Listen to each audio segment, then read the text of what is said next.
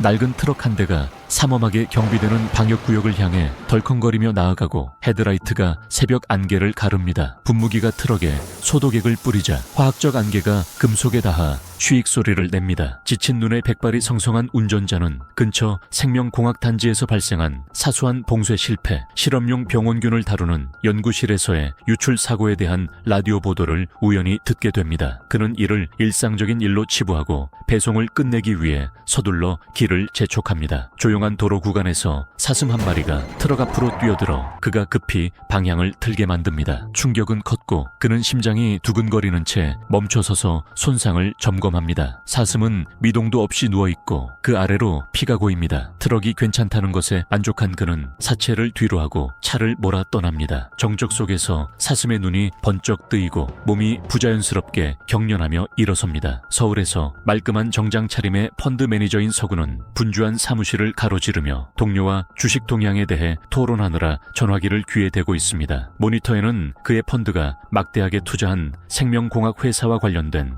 해안가의 의문의 물고기 떼죽음에 대한 보고가 번쩍입니다. 문제를 감지한 그는 비서인 민지에게 단호하고 결정적인 어조로 회사 보유 주식을 모두 처분하라고 지시합니다. 나중에 집에서 그는 전처인 경미와 또 다른 긴장된 통화를 하며 딸 수환의 생일 계획에 대해 언쟁을 벌입니다. 경미는 수환이 부산에 있는 자신을 방문하기를 원하지만 서구는 수환이 혼자 여행하기에는 너무 어리다고 주장합니다. 대화는 갑자기 끝나고 좌절감만 남습니다. 아파트에서 서구는 눈이 초롱초롱한 10살짜리 수환이 엄마와 전화로 속삭이는 것을 발견합니다. 그녀는 그가 들어서자마자 서둘러 전화를 끊고 그의 시선을 피합니다. 저녁 식사 중에 그는 수환에게 자신이 직접 데려갈 수 있을 때까지 부산 여행을 미루자고 설득하며 즐거운 주말을 약속합니다. 수환은 공손하지만 단호하게 그의 시간을 낭비하고 싶지 않다고 말하고 그녀의 말에는 조용한 원망이 묻어납니다. 그는 그녀에게 이른 생일 선물로 반짝이는 새 게임기를 건네지만 그녀의 표정이 어두워집니다. 이미 가지고 있는 것입니다. 나중에 그의 어머니 따뜻하지만 단호한 여성이 수환의 학교 발표회 영상을 보여주는데 거기서 그녀는 아름답게 노래했지만 관객석에 그가 없는 것을 알아채고 머뭇거렸습니다. 화면 속 수환의 떨리는 미소를 보며 죄책감이 서구를 갉아먹습니다. 그의 어머니는 그에게 경미와의 관계를 회복하고 수환의 곁에 있어 주라고 촉구합니다. 결심한 그는 다음 날 아침 직접 그녀를 부산에 데려가기로 결정합니다. 역으로 운전해 가던 중 서구는 사이렌을 울리며 과속하는 구급차를 피하기 위해 급히 방향을 틉니다. 수환은 검은 재가 눈처럼 떨어지는 것과 수평선 위에 희미한 주황색 불빛, 멀지만 불길한 화재를 가리킵니다. 서울역에서 부산행 KTX 열차는 활기로 윙윙거립니다. 활기찬 고등학교 야구팀이 탑승하고 그들의 스타 선수인 용국은 치어리더 여자친구인 진이와 농담을 나눕니다. 노인 자매인 인길과 종길은 조용한 순간을 보내며 어린 시절을 회상합니다. 다리에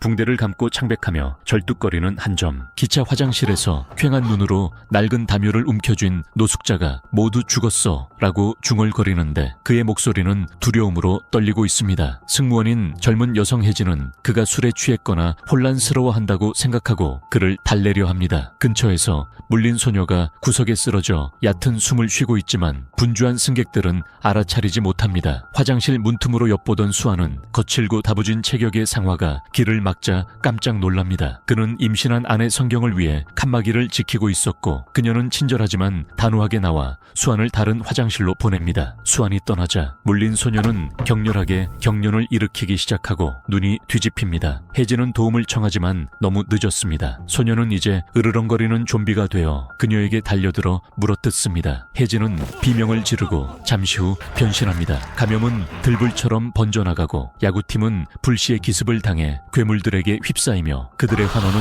비명으로 바뀝니다. 좌석에서 졸던 서구는 갑자기 깨어나 수환이 없어진 것을 발견합니다. 그의 전화기가 울립니다. 민지가 전국적인 위기, 도시에서 폭동이, 생존자들은 한 객체 옹기종기 모여 좀비들의 시야를 막기 위해 유리문을 신문지로 가립니다. 기장의 목소리가 인터컴을 통해 지직거리며 정부의 명령에 따라 대전역을 우회할 것이라고 발표합니다. 땀을 흘리며 분개한 대한 연석은 답을 요구하지만 기장은 단호한 태도를 유지합니다. 서구의 전화벨이 울립니다. 그의 어머니가 떨리는 목소리로 뭔가 퍼지고 있는 것으로부터 수완을 안전하게 지키라고 경고합니다. 그는 괜찮다고 거짓말을 하지만 마음이 무거워집니다. 밖에서는 절박한 사람들이 기차 창문을 두드리며 들여보내 달라고 애원하지만 좀비들이 그들을 물어뜯습니다. 정부 방송은 폭력에 대한 보도를 가짜 뉴스로 일축하며 침착함을 촉구합니다. 아빠의 손을 꼭 잡은 수완은 엄마의 전화가 작동하지 않는다고 속삭입니다. 서구의 통화를 엿들은 상화는 펀드 매니저로서 다른 사람의 불행으로 이익을 챙긴다며 그를 흡혈귀라고 비웃습니다. 수완은 분위기를 밝게 하려고 성경의 배를 만지며 아기의 발길질을 느끼고 미소 짓습니다. 서구는 고위 관리인 고객에게 전화를 걸어 다음 정거장인 천안이 엄격한 격리 상태에 있음을 알게 됩니다. 그는 광장을 피하고 군 검문소를 우회하기 위해 동쪽 출구를 이용하라고 조언합니다. 천안역 플랫폼은 으스스할 정도로 조용하고 군대의 모습은 사라졌습니다. 연석이 지휘를 맡아 그룹을 출구로 이끌지만 버려진 장비로 가득 찬 봉쇄 구역을 발견합니다. 갑자기 군인들, 이제 좀비가 된 이 그림자에서 비틀거리며 나와 부자연스러운 속도로 공격합니다. 상화는 성경을 보호하기 위해 한 명을 덮치지만 그의 힘은 겨우 버틸 정도입니다. 서구의 고객이 다시 전화를 걸어 침울한 목소리로 구조는 오지 않는다고 말합니다. 좀비 군인이 정신이 팔린 서구에게 달려들어 그의 얼굴에서 몇 인치 떨어진 곳에서 이빨을 드러냅니다. 노숙자가 잔해에 미끄러져 좀비들의 주의를 끄는 동안 그들은 군인을 물어뜯습니다. 서구가 수완을 붙잡자마자 상화가 개입하여 빠른 발차기로 그녀를 구합니다. 떨리지만 단호한 성경은 용국과 진이가 기다리는 유리문을 향해 질주하는 그들과 합류합니다. 간신히 일어선 노숙자는 서구가 좀비들을 막는 것을 돕고 그의 두려움은 절박한 용기로 바뀝니다. 상화는 문을 열어두고 서구에게 서두르라고 소리칩니다. 그들은 간신히 문을 잠급니다. 플랫폼에서는 좀비들이 기차 창문을 부수고 일부는 안으로 떨어집니다. 성경, 수완, 인길은 진이와 혜진의 안내를 받아 반대 방향으로 도망쳐 간신히 다른 칸에 도착합니다. 안전한 안에 있는 연석은 갇힌 친구들을 기다려달라는 진이의 애원을 무시하고 기차가 즉시 떠나라고 요구합니다. 상화는 다른 문을 잠그지만 좀비들이 유리를 박살내어 그룹은 다시 도망쳐야 합니다. 기차는 앞으로 덜컹거리며 일부를 남겨두고 떠납니다. 두 명의 야구선수가 계단에서 붙잡혀 용국이 공포에 질려 지켜보는 가운데 찢겨 죽습니다. 서구는 그를 객차로 끌어들이고 상화는 플랫폼에서 주운 진압 방패를 휘두르며 좀비들을 막습니다. 기장은 부산행 허가를 받기 위해 무전을 치고 업데이트를 요청하지만 회선은 잡음으로 지직거립니다. 성경, 수완, 그리고 다른 사람들은 열린 화장실에 크램, 문은 두드리는 좀비들을 겨우 막고 있습니다. 진이는 전화를 받습니다. 그녀의 팀원 중 아무도 살아남지 못했습니다. 서구는 상화로부터 자신과 수완이 13호차 화장실에 갇혀 있고 다른 생존자들은 15호차에 있다는 것을 알게 됩니다. 남자들은 계획을 씁니다. 상화가 앞장서고 용국이 중간에, 서구가 뒤에서 터널을 기다리며 이동합니다. 좀비들이 그들을 발견하자 상화는 맨손으로 싸우고 그의 주먹은 피투성이가 되고 서구는 방망이를 휘두릅니다. 용국은 좀비가 된 팀원들에게 둘러싸여 얼어붙었다가 상화가 그를 앞으로 밀칩니다.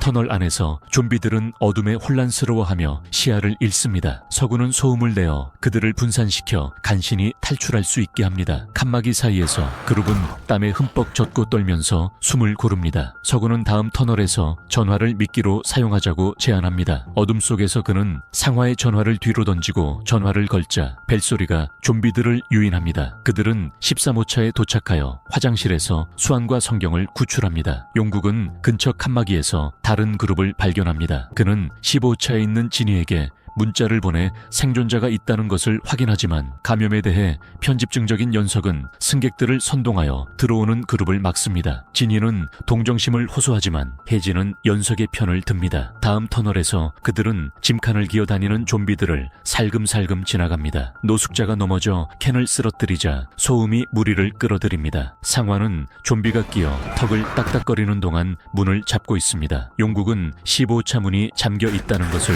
알게 됩니다. 상화는 물리고 소매를 통해 피가 스며 나옵니다. 연석은 용국의 입장을 막습니다. 서구는 지친 상화가 수완을 데리고 가라고 말하는 것을 지지합니다. 상화는 문을 잡으려고 싸우며 서구에게 수완을 보호하라고 촉구합니다. 문이 찌그러지자 듣자 서구는 죄책감에 목이 메어 사과합니다. 그는 수안과 성경을 붙잡지만 인길은 갇혀있고 그녀의 연약한 손이 그의 소나귀에서 미끄러집니다. 15차 안에서 서구는 연석과 마주하고 그는 서구가 감염되었다고 비난하며 공황을 조장합니다. 혜진은 그들을 앞쪽 현관으로 안내하고 15차 승객들은 그들을 봉쇄하라고 요구합니다. 노숙자가 앞장서고 머물기를 거부하는 진이와 용국이 뒤를 따릅니다. 성경은 수안을 서구 쪽으로 밀고 그는 망설이지만 따라갑니다. 승객들은 그들을 가둡니다. 종길은 유리창 밖에서 좀비가 된 언니 인기를 보고 그룹의 이기심에 슬픔과 분노에 휩싸입니다. 반항적인 행동으로 그녀는 문을 열어 좀비들이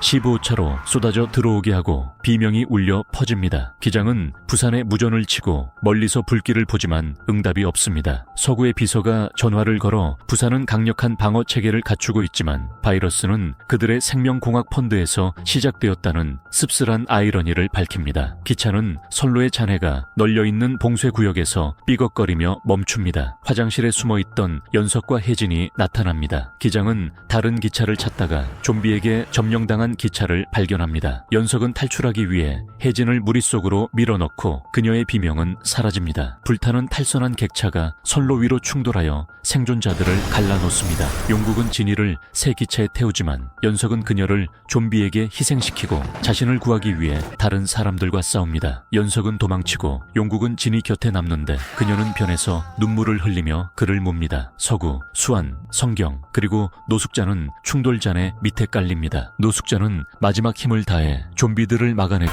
다른 사람들을 구하기 위해 자신을 희생합니다. 그들은 움직이는 기관차를 뒤쫓아 달리고 잔해에서 나온 좀비들이 그들을 추격합니다. 일부는 으르렁거리며 기차 옆에 매달립니다. 서구는 근육이 긴장된 채 쇠파이프로 그들을 막아냅니다. 조종실에서 그들은 반쯤 변한 눈이 흐릿한 연석을 발견합니다. 그는 달려들어 서구의 손을 물고 서구는 그를 기차 밖으로 던져버립니다. 자신이 감염되었다는 것을 깨닫고 서구의 얼굴이 일그러집니다. 그는 두려움에도 불구하고 침착한 목소리로 성경과 수안에게 기차 브레이크 작동법을 보여줍니다. 수안은 흐느끼며 그에게 매달리지만 그는 그녀를 엄마에게 데려다 주겠다고 약속하며 부드럽게 그녀의 손을 떼어냅니다. 감염이 퍼지면서 그는 기차 가장자리로 비틀거리며 걸어가고 수안의 탄생 기억, 그의 손에 잡힌 그녀의 작은 손, 그녀의 첫 울음소리 이 스쳐 지나갑니다. 눈물을 흘리며 미소 지은 채 그는 손을 놓고 어둠 속으로 떨어집니다. 성경과 수안은 봉쇄구역에서 기차를 멈추고 걸어서 잔해와 시체 사이를 헤쳐나갑니다. 그들은 부패의 악취로 가득 찬 칠흑 같은 터널로 들어갑니다. 반대편에서는 군 저격수들이 그들이 감염되었는지 확신하지 못한 채 조준합니다. 발포 명령이 무정의를 통해 지직거립니다. 수아는 떨리지만 반항적으로 알로하 웨를 부르기 시작하고 그녀의 맑은 목소리가 울려 퍼집니다. 군인들은 인간 생존자를 알아보고 소총을 내리고 터널 입구에서 그들의 실루엣이 나타나면서 돕기 위해 달려갑니다. 이와 같은 영상을 더 보려면 구독하고 알림을 켜주세요. 시청해주셔서 감사합니다.